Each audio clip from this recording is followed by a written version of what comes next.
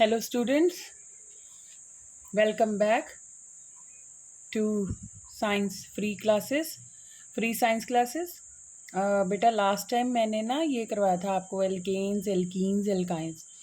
तो मैंने बोला था नेक्स्ट वीडियो में आपको मैं नोमेनक्लेचर से रिलेटेड जो आगे कैसे नंबरिंग करनी है, नंबरिंग के कैसे नेमिंग है वो सिखाऊंगी। तो इस वीडियो में हम शुरू करते हैं बेटे। ये ध्यान रखना है, तो मैंने जो लास्ट टाइम रिपीट करा था, सैचुरेटेड हाइड्रोकार्बन्स जिनमें कौन सा बॉन्ड होता है, सैचुरेटेड हाइड्रोकार्बन में सिंगल बॉन्ड। और दूसरा कौन से करवाए थे मैंने, अनसैचुरेटेड हाइड्रोकार्बन्स। अनसैचुरेटेड हाइड्रोकार्बन्स में कौन सा बॉन्ड था, double bond and triple bond. Triple bond किसके बीच में, in between the carbon carbon atom. तो बेटा अभी जो आपका साइंस का एग्ज़ाम आने वाला है, तो उसमें अगर आपको ये समझ आ गया एक बार टॉपिक कि कैसे नोमेनक्लेचर में कैसे नेमिंग करनी है, तो आपको कोई भी आ जाए example, you can do it. तो मैं पहले सैचुरेटेड हाइड्रोकार्बन से शुरू करती हूँ, जिसको मैंने आपको बताया था एल्केन्स के नाम से जाना जाता है। तो उनका फार्मूला होता है CnH2n+2। तो यहाँ पर मैंने आपको बताया था व्हाट इज़ एन। एन क्या होता है, क्योंकि कार्बन कार्बन के बीच में बॉन्ड लग रहा है, so n is the number of carbon atoms जो अटैच्ड है चेन में। ठीक है, नंबर ऑफ कार्बन एटम्स। तो बेटा नंबर ऑफ कार्बन एटम्स के अकॉर्डिंग जैसे जैसे नंबर आता रहेगा उसके अकॉर्डिंग हम नेमिंग करते जाएंगे। तो सबसे पहले मैं आपको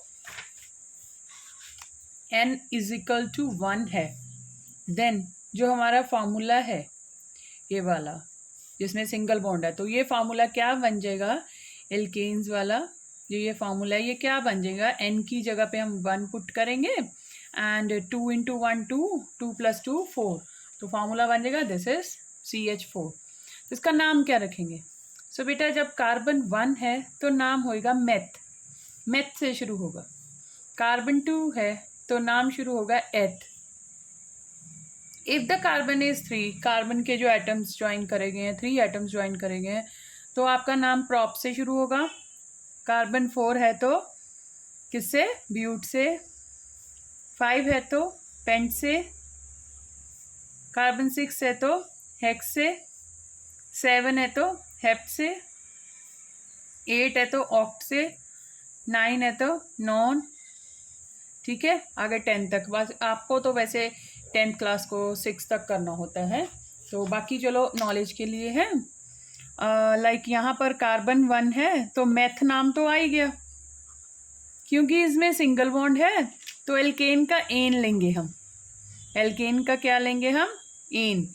तो इसमें सफिक्स लग गया एन। ठीक है, मेथ प्लस एन मिथेन, तो इसका नाम, इस जो कंपाउंड है CH4 जो बना है, इसका नाम हो गया मिथेन।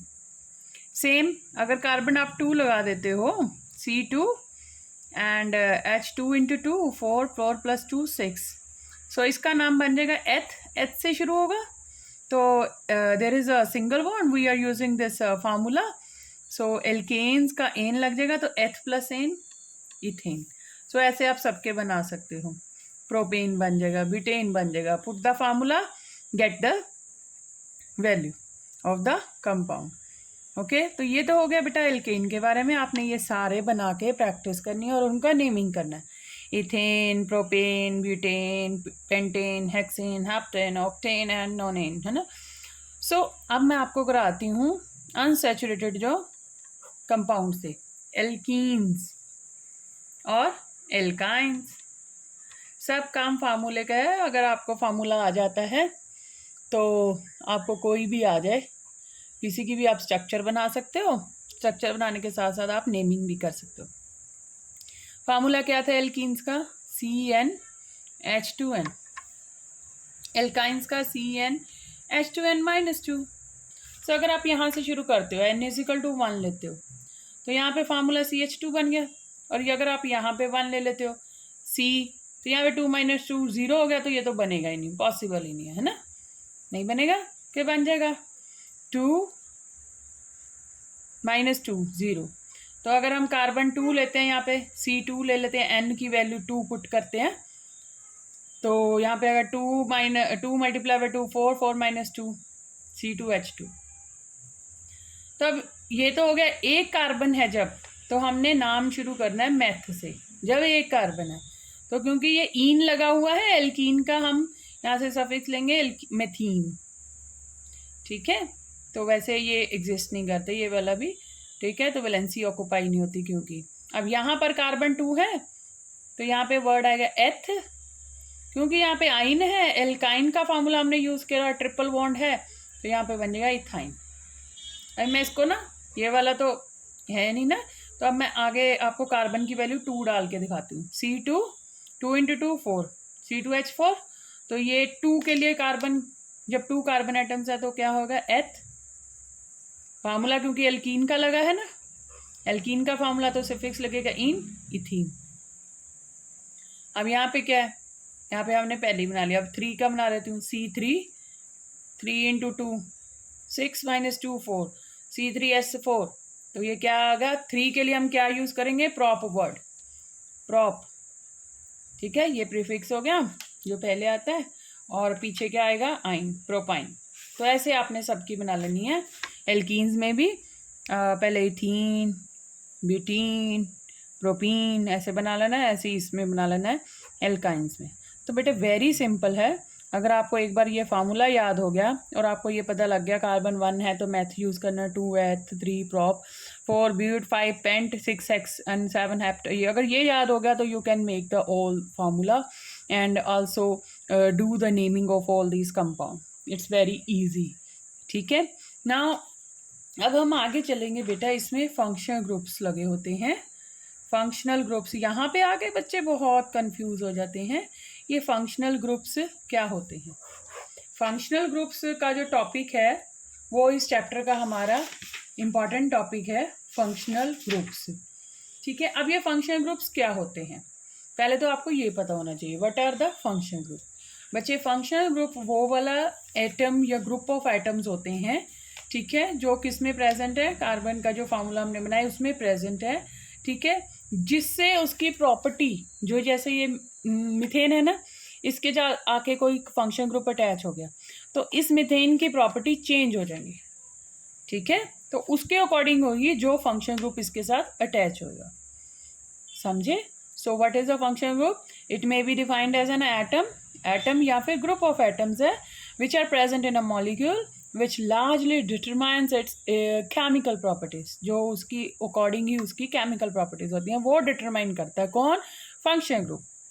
इसमें एक और टर्म याद आती है, यूज होती है, that is the hetero atom, very very important. Hetero atom क्या होता है, हेटेरो एटम में क्या होता है कि जैसे ये हमारी चेन है CH4, C में 4 हाइड्रोजन लगे हैं। सो हेटेरो एटम क्या करते हैं, ये जो कंपाउंड है ना, इसमें हाइड्रोजन को रिप्लेस करके, एक हाइड्रोजन निकल गया तो उसकी जगह पर आकर क्या हो जाता है, एक नया एलिमेंट जाके जुड़ जाता है। जैसे ये क्लोरीन जुड़ गया या ब्रोमीन जुड़ गया, तो ये किसकी जगह पे जुड़ा, हाइड्रोजन को रिप्लेस करके जुड़ा ना। सो इसलिए इसको क्या कहेंगे, जो आके जुड़ रहा है वो हेटेरो एटम। ठीक है, the element replacing hydrogen of the parent hydrocarbon chain is known as a hetero atom. Hetero atom कोई बोलता है, प्रोनाउंसिएशन सबकी अलग अलग होती है। ये बात समझ आई, हेटेरो एटम की definition is very very important, जो मैंने बोला है उसके अकॉर्डिंग आप अपने नोट्स में लिख सकते हो। अब मैं आपको फंक्शन ग्रुप कैसे अटैच करने हैं और कौन कौन से 10th में आपने याद करने हैं वो करा देती हूँ। तो आपका जो फर्स्ट फंक्शन ग्रुप 10th की क्लास में आएगा वो है एल्कोहल। इससे पहले भी आते हैं जो अपना यहाँ पे बता देती हूँ मैं, इसके पहले आने हैं हमारे क्लोरीन, ये हेलोजेंस गैसेस में आ जाती हैं, क्लोरीन, ब्रोमीन, ठीक है, फ्लोरीन, ऐसे कुछ हैं। ठीक है, इसके अलावा जो बड़े बड़े कंपाउंड ग्रुप ऑफ एटम है, ये तो एटम्स हैं जो अटैच हो रहे हैं। यहाँ पे ग्रुप ऑफ एटम्स की मैं एग्जांपल देती हूँ, एल्कोहल। एल्कोहल के बाद आपका आएगा कार्बोक्सिलिक एसिड, इसका फार्मूला बेटे ऐसे लिखना है, कार्बन ऑक्सीजन के साथ डबल बॉन्डिंग के साथ हाइड्रोजन के साथ, it's not a carboxylic group, it's a aldehyde group. ये वाला जो ग्रुप है ये कौन सा है, एल्डिहाइड। कार्बोक्सिल ग्रुप अब मैं बनाती हूँ लास्ट में। पहले इससे पहले कीटोन बनेगा। कीटोन की एक स्पेशलिटी है, इसमें कार्बन के साथ डबल बॉन्डिंग के साथ ऑक्सीजन जुड़ा है। इसके इधर भी कार्बन लगेगा तो इधर भी कार्बन लगेगा। इट मीन्स क्या मतलब हुआ इसका? इसका मतलब ये हुआ जो कार्बन है, कार्बन के इस तरफ भी कार्बन लगेगा, इस तरफ भी लगेगा। मतलब ये 1 कार्बन के लिए, 2 कार्बन के लिए तो पॉसिबल ही नहीं ऐसा स्ट्रक्चर। क्यों? क्योंकि एक तो इधर लग गया, एक इधर लग गया, तो मतलब ये कितने कार्बन हो गए? 3। तो कीटोन ग्रुप जो है हमेशा 3 कार्बन से ही शुरू होगा। तो जो मैंने पहले बताया था कार्बोक्सिलिक एसिड ग्रुप, वो तो उसका फार्मूला होता है C डबल बॉन्ड OH, तो COOH भी कह सकते हो। तो ये कार्बोक्सिलिक एसिड ग्रुप है।